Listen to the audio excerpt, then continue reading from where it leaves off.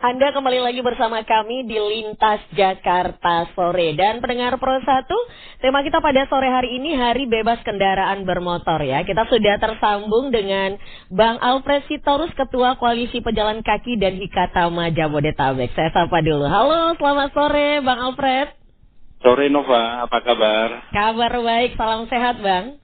Iya, salam sehat. Iya, kalau sama Bang Alfred ini kita selalu diberi aura-aura positif ya. Ya pastinya, karena harus bergeraknya itu dengan bijak ya. Gitu. Iya benar-benar ya. Baik Bang Alfred, ini kan Hari Bebas Kendaraan Bermotor. Sebelum kita bincang-bincang panjang lebar, ini apa yang ingin Abang sampaikan di Hari Bebas Kendaraan Bermotor ini? Ya, jadi gini Nova, bahwa Hari Bebas Kendaraan Bermotor itu adalah penjawantahan bahasa, di mana bahasa kerennya itu adalah Car Free Day. Ya. Car Free Day itu hari ini bertepatan di tanggal 22 September diperingati oleh seluruh negara, yaitu World Car Free Day atau International Car Free Day. Betul. Jadi hampir semua kota-kota di banyak kota di negara-negara lain itu menyelenggarakan hal yang sama dengan mengedukasi si warganya, gitu ya, dengan World Car Free Day hari ini. Yeah. Ini World Car Free Day yang sekarang itu kita jadikan momentum untuk mengingatkan para pejabat publik, pejabat politik, dan juga banyak pihak untuk memprioritaskan pejalan kaki, pesepeda, dan juga pengguna angkutan umum. Betul. Jadi sebenarnya tema momentum World Car Free Day tahun ini yang diangkat oleh banyak negara itu adalah ini, gitu ya. Jadi bagaimana momentum World Car Free Day ini untuk bisa mengingatkan kita semua untuk memprioritaskan pejalan kaki, pesepeda, dan juga pengguna public transportasi. Itu sebenarnya tema terkait dengan World Car Free Day di tahun 2002 ini, yang dimana Jakarta itu sudah menyelenggarakan pionir pertama di Indonesia, yaitu Jakarta, penyelenggara Car Free Day pertama itu di tahun 2002 yang lalu. Jadi selamat untuk Jakarta ya, di mana tahun ini di 22 September ini sudah genap usia Car Free Day-nya 20 tahun. Jadi 2 dekade nih Nova. Gitu ya. Siap. Itu salah satu bagian upaya kecil dari banyak upaya yang dilakukan oleh Pemprov DKI Jakarta untuk pengendalian pencemaran udara di kota Jakarta. Jadi bukan Car Free Day satu-satunya program yang memang bisa dijadikan untuk pengendalian pencemaran udara. Tapi bagaimana Car Free Day ini pesannya itu bisa merubah green lifestyle-nya si warga kota dengan bijak bermobilitas. Kalau jarak dekat berjalan kaki, agak sedikit jauh bersepeda, dan agak jauh, lebih jauh itu menggunakan public transportasi. Jadi sebenarnya pesan itu yang memang bisa disampaikan di momentum penyelenggaraan World Car Free Day di tahun 2022 tahun ini. Oke, ada 2 poin yang saya tangkap tadi ya Bang. Prioritas untuk pejalan kaki, kemudian pencemaran udara yang ada di Jakarta. Betul. Nah, kalau menurut Abang sendiri, ini dari kacamata Abang, prioritas itu sudah adakah di Jakarta kalau kita lihat? Ya, dalam kurun waktu beberapa tahun ini, dari tahun 2016 sampai tahun 2022 saat ini, Jakarta itu sudah mulai berbenah diri membangun fasilitas pejalan kaki, di mana per tahunnya itu kan fluktuatif ya, tergantung budgeting yang sudah diketuk palu oleh DPRD, yaitu sekitar 150 sampai 200 km per tahunnya yang sudah dibangun oleh Pemprov DKI Jakarta. Namun target ini masih sangat jauh dari target yang sudah di statement oleh Pemprov DKI Jakarta, yaitu 2.600 km panjang trotoar yang akan dibangun. Jadi publik bisa mengawasi setiap infrastruktur pejalan kaki yang dibangun oleh Pemprov DKI Jakarta, dikoreksi, diawasi, dan dilakukan kontrol publik ketika ada sesuatu yang memang kejanggalan ketika ini sudah selesai dibangun, mungkin kualitasnya kurang, ataupun RAM-nya kurang, ataupun guiding block-nya nggak benar, dan yang lain-lain. Disitulah sebenarnya peran aktifnya publik Jakarta untuk bisa berkolaborasi dengan Pemprov DKI Jakarta di momentum Car Free Day Internasional ini. Untuk bisa mengoreksi fasilitas bagi pejalan kakinya. Jadi kami sangat mengapresiasi Pemprov DKI Jakarta dari tahun 2016 sampai 2022 ini telah membangun progres terkait dengan fasilitas pejalan kaki. Namun yang menjadi kendala adalah setelah dibangun masih kerap diokupansi. Jadi disinilah sebenarnya perlunya penegakan hukum yang tegas, tapi tidak represif. Jadi yang tegas itu kan bisa dengan banyak pola ya, bisa melakukan penindakan hukum dan yang lain-lain yang memang sesuai dengan porsinya. Seperti itu. Oke. Kalau Abang melihat tidak okupansinya itu di mana sih Bang buat pejalan kaki ini?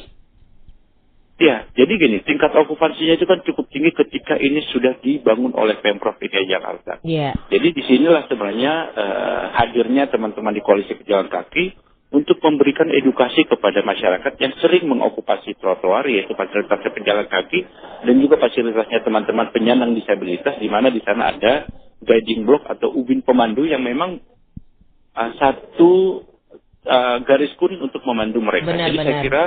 Jadi saya kira ini perlu kita edukasi bersama, dan juga pejalan kaki juga kita edukasi jangan menyeberang sembarangan dan yang lain-lain. Jadi ketika ini sudah dibangun oleh Pemprov DKI Jakarta, fasilitas publik seperti trotoar ini mari kita rawat bersama, tapi jangan diokupansi juga gitu, karena memang fungsinya itu diutamakan untuk pejalan kaki dan juga penyandang disabilitas sesuai dengan amanah Undang-Undang Lalu Lintas Nomor 22 Tahun 2009 tentang lalu lintas dan angkutan jalan.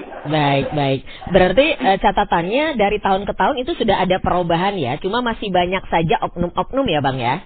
Ya betul, sangat masif sekali, dan itulah di momentum International Car Free Day tahun ini, di mana Jakarta sudah menyelesaikan 20 tahun menyelenggarakan Car Free Day, ya, umurnya sudah cukup lama sekali ya. Saya kira kita juga bisa menjaga fasilitas-fasilitas publik seperti trotoar, halte dan juga fasilitas umum lainnya seperti taman agar tidak diokupansi, tidak divandalisme dan yang lain-lain. Jadi mari hari ini kita bermobilitas. Kayak saya mengajak warga kota, ya jangan lagi hari ini banyak macet di mana-mana padahal momentumnya hari ini adalah Car Free Day. Betul. Tapi bagaimana caranya kita bermobilitas dengan bijak. Jadi saya bilang bahwa kita tidak dilarang menggunakan kendaraan pribadi, tidak dilarang untuk punya kendaraan pribadi, namun bagaimana kita bisa bijak menggunakannya sesuai dengan kebutuhan yang memang bisa mengurangi pencemaran udara di dalam kota Jakarta. Jadi saya kira dengan menggunakan kendaraan angkutan publik dari luar Jakarta menuju Jakarta, saya kira juga itu menjadi nilai plus untuk bisa mengurangi mengurangi pencemaran udara di Jakarta, yang dimana momentumnya adalah hari ini adalah 22 September sebagai World Car Free Day atau International Car Free Day. Baik. Harusnya hari ini semua warga Jakarta jalan kaki ya Bang ya? Bisa jalan kaki, bisa bersepeda, dan juga bisa menggunakan angkutan umum. Gitu. Jadi 3 pilihan moda itu yang cukup efisien untuk bisa mengurangi isu pencemaran udara di Jakarta, yang dimana setiap harinya itu selalu dirundung isu pencemaran udara. Namun kita berharap warga kotanya itu berpartisipasi aktif untuk bisa bermobilitas dengan ramah, dengan berjalan kaki, bersepeda, dan juga menggunakan angkutan umum. Jadi selamat untuk Jakarta 20 tahun Car Free Day. Selamat untuk Pak Gubernur dan jajarannya. 20 tahun ini bukan umur yang singkat untuk dan juga bagi teman-teman CSO yang sudah menginisiasi ya, seperti KPBB dan juga lembaga-lembaga lain yang menginisiasi Car Free Day pertama di Jakarta, yang memang dituangkan di dalam Perda 2 tahun 2005 tentang pengendalian pencemaran udara, dan juga turunannya itu Pergub 12 tahun 2016 tentang pelaksanaan Hari Bebas Kendaraan Bermotor atau Car Free Day. Begitu, Nova. Oke, baik. Nah, pencemaran udara itu disebabkan tadi oleh kendaraan bermotor sebagian ya Bang, sebagian besar ya Bang ya? Sektor dominannya adalah transportasi, yaitu kendaraan bermotor. Jadi hampir 73% penyumbang utama yang paling dominan di Kota Jakarta adalah sektor transportasi, yaitu kendaraan bermotor, yang dimana dominasinya itulah kendaraan pribadi, roda 2 dan juga roda 4. Ya. Apa sih Bang yang bisa kita lakukan di DKI ini? Tapi kan kalau untuk mengurangi kemacetan bisa. Sementara yang pertama bagi para pengguna kendaraan pribadi, baik itu mobil atau motor, yang pertama bisa melakukan uji emisi yang berkala gitu ya. Itu salah satu upaya. Jadi upayanya bukan semua gitu ya. Jadi itu yang pertama. Yang kedua adalah persering menggunakan angkutan umum. Jadi bukan kita selalu bilang, saya dilarang menggunakan kendaraan. Bukan. Persering menggunakan angkutan umum, persering berjalan kaki, persering bersepeda, ya, persering bermobilitas dengan angkutan-angkutan yang ramah. Jadi saya kira ini salah satu upaya kecil kita ya, di luar upaya yang besar yang memang dimiliki programnya oleh Pemprov DKI Jakarta, pengadaan bus listrik dan yang lainnya itu kan upaya. Iya, betul, ya. Jadi saya kira upaya yang bisa dilakukan oleh warga sekecil itu sebenarnya kalau jarak dekat cuman hanya ke warung toko gitu ya, warung toko, supermarket atau apapun 300 meter ya nggak perlu starter sepeda motor lah yang memang yang bisa membuang emisi yang cukup banyak ketika hanya jarak dekat. Saya kira hal-hal seperti ini juga kita bisa tularkan kepada kaum milenial agar bermobilitas juga lebih arif. Dan juga terutama bagi ibu-ibu, berjalan kaki di trotoar itu sangat jarang, tapi berjalan kaki di mall itu bisa berkilometer kan. Gitu. Waduh, ini langsung nangkep nih, Pak. Enggak. Sebenarnya gini. Jadi harus diaplikatif ya. Jadi sebenarnya gini, bagaimana menghadirkan ruang publik itu bisa memberikan rasa aman, nyaman kan sebenarnya. Betul. Yang dihadirkan kan. Jadi bagaimana seorang ibu ketika dia tidak nyaman dan aman di trotoar karena banyak okupansi, karena bicaranya adalah keselamatan gitu. Betul, jadi Bang, bukan langsung menohok. Jadi bagaimana caranya kaum yang banyak sekali di mall itu yang bisa berjalan kaki berkilometer kalau dikonversi ya, gitu ya. Itu bisa diaplikasikan diaplikasi ke trotoar gitu. Jadi bukan menyindir Nova dan juga ibu-ibu yang lain, bukan, tapi ya kayaknya agak nancep, Bang. Karena realitanya itu. Tapi bagaimana realita yang ada di mall ini kita bisa pakai di trotoar. Betul. Itu maksud saya. Benar. Kalau bicara tentang hal tadi, ibu-ibu di mall bisa berkilo-kilometer jalannya nggak capek-capek ya, Bang ya. Tapi memang tadi Abang bilang juga itu adalah faktor keamanan dan juga kenyamanan serta keselamatan. Betul. Nah, bagaimana ini, Bang, cara ini kan sudah dihimbau juga, sudah diberikan, ada penyuluhan juga barangkali ya, bagaimana trotoar itu harus diperuntukkan sesuai dengan fungsinya. Jadi gini Nova, jadi kami menghimbau teman-teman dari kepolisian yaitu Korlantas Mabes Polri dan juga Dirlantas Polda Metro Jaya untuk bisa menghadirkan etle itu di fasilitas pejalan kaki seperti trotoar. Gitu. Ya, baik. Jadi ketika ada pelanggaran-pelanggaran berupa parkir kendaraan, dilintasi sepeda motor, bahkan dijadikan tempat parkir roda 4, truk dan yang lain-lain di atas trotoar yang lebar-lebar, ya saya kira juga sistem etle ini juga bisa menjadikan trotoar itu bagian dari indikator penilangan kendaraan bermotor yang melanggar gitu. Kan ini kan sebenarnya pelanggaran ya, gitu ya. Tapi trotoar itu tidak dijadikan sebagai indikator buat etle gitu. Jadi saya kira agar ini semua komplit dan juga tidak merasa ketika ada petugas yang datang dari kepolisian, wah ini sangat garang gitu dan yang lain. Dengan sistem etle ini kan sebenarnya smart ya.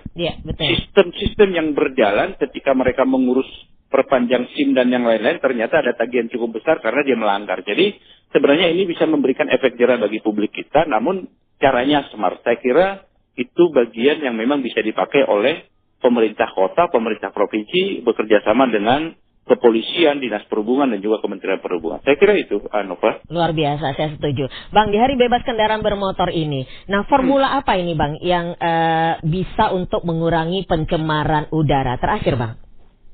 Yang terakhir adalah sebisa mungkin potensi sumber pencemar itu seperti dari kendaraan bermotor, bakar sampah sembarangan, dan juga sumber pencemar yang lainnya, itu kita bisa minimalisir ya. Jadi bukan dibilang bahwa Anda dilarang menggunakan kendaraan pribadi 100% bukan. Tapi bagaimana proses yang paling bijak dan juga mengantar anak ke sekolah sebisa mungkin bisa menggunakan alat mobilitas transportasi yang ramah bagi orang tua yang mengantar anaknya ke sekolah dan juga menjemput. Jadi saya kira kalau ada orang tua yang mengantar anaknya satu mobil satu anak, saya kira juga bisa kalau anaknya ada 4 berbarengan sekolah ya mungkin 4-4-nya bisa di dalam satu kendaraan. Jadi kan itu carpooling ya. Saya kira juga ini bisa meminimalisir sumber-sumber pencemar yang memang bisa berpotensi menyumbang lebih banyak ketika hanya satu orang di dalam satu mobil. Jadi sangat bijak menggunakan angkutan umum, namun semua infrastrukturnya harus bisa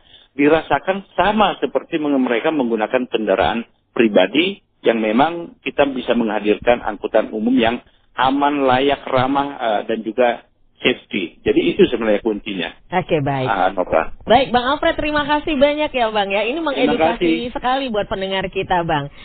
Selamat kembali melanjutkan aktivitas, Bang Alfred. Ya, selamat ulang tahun Car Free Day ya. Iya, baik. Jakarta dan juga Indonesia. Baik, selamat sore, Bang. Selamat sore, Nova. Pendengar Pos 1, Alfred Sitorus, Ketua Koalisi Pejalan Kaki dan Hikatama Jabodetabek, tetap bersama kami di Lintas Jakarta Sore.